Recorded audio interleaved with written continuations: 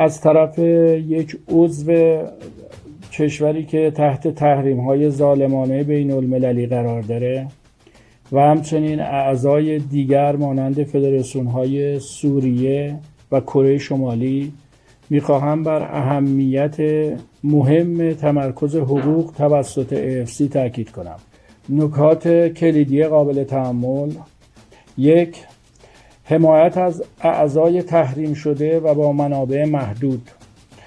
متمرکز سازی به دولت‌های تحت تحریم یا با دسترسی تجاری محدود امکان نمی‌دهد تا به طور مؤثر در فعالیت‌های فوتبال شرکت کنند، زیرا آنها قادر به مذاکره مستقل با مدیریت حقوق تجاری